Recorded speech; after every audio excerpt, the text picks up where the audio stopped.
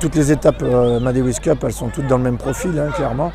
Donc c'est exactement le même format dans les différentes régions de France et puis ce qu'on développe aussi à l'Europe. La Amadeus League a une saveur un petit peu particulière. Elle parle à ses enfants parce que c'est une évolution de la Amadeus Cup. Amadeus Cup, c'était national, comme une belle Coupe de France, on va dire. Mais donc la Amadeus League, en fait, c'est l'ouverture à l'Europe, l'ouverture à de nouvelles cultures footballistiques, l'ouverture aussi à d'autres styles de jeu, le partage. C'est l'évolution naturelle de la Amadeus Cup. Allez, après tout ce travail, on y est, ça y est, étape qualificative PACA Amadeus Cup, 4e édition 2022-2023. On a préparé des folies cette année pour les enfants. Alors sur la qualification de PACA, on aura 12 équipes dans la catégorie U12.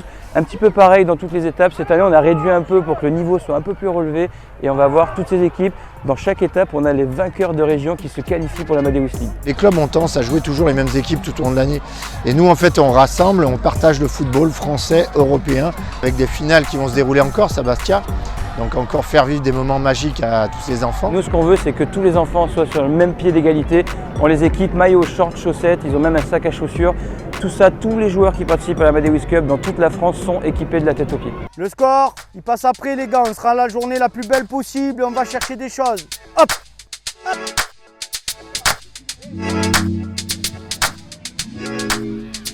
Là, en fait, on a 4 terrains pour cette étape qualificative à PACA. Donc nous, l'idée, c'est de créer un vrai village dans un univers Amadeus. On a des banderoles sur les terrains, on a des oriflammes, on a des banners, des tentes, avec une boutique, avec un espace flocage, des espaces pour faire des cartes FIFA.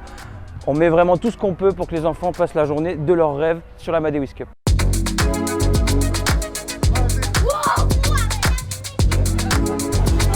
Je pense que Amadeus fait un très beau tournoi et qu'il fallait aussi une structure complémentaire pour faire passer des messages sur le monde qui nous entoure et faire conscientiser un petit peu les gens, aussi bien les jeunes enfants que les parents et les éducateurs sur des enjeux majeurs tels que l'environnement ou la solidarité. On fait aussi une collecte de matériel. Donc là aujourd'hui, on a récupéré pas mal de crampons, de jeux de maillots. Bonjour, je suis Anna. Aujourd'hui, on se retrouve dans la boutique. Je vais vous présenter ce qui s'y passe. On retrouve des produits Adidas. On peut même faire floquer les maillots. C'est des produits de bonne qualité et ils sont vraiment pas chers. L'équipe, on a la meilleure équipe. C'est un tournoi qui est très attendu par les enfants et les parents. On vient de gagner en quart de finale contre l'équipe de Monteux. Et là, je crois qu'en demi-finale, on va jouer l'équipe de Aix-en-Provence.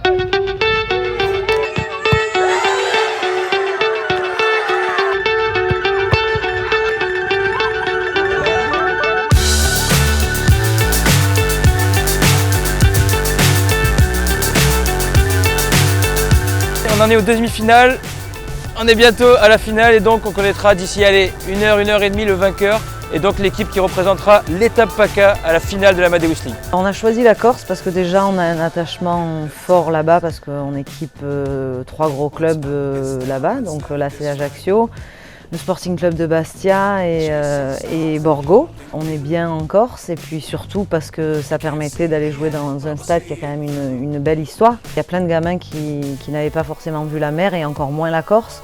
Donc on a voulu allier justement le côté plaisir et sport.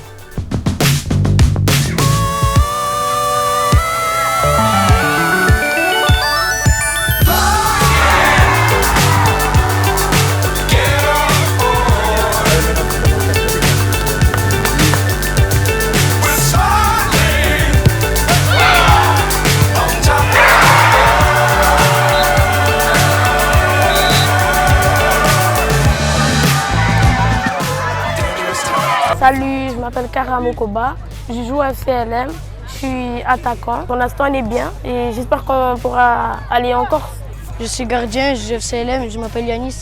C'est un très grand tournoi et pourquoi pas aller en Corse après. L'Amadeus League, c'est une compétition qui fait suite à l'Amadeus Cup, c'est-à-dire que sur les 10 étapes différentes sur toute la France, on va prendre le premier de chaque étape qui va jouer une Amadeus League qu'on appelle, avec des clubs européens comme l'AC Milan, comme Benfica.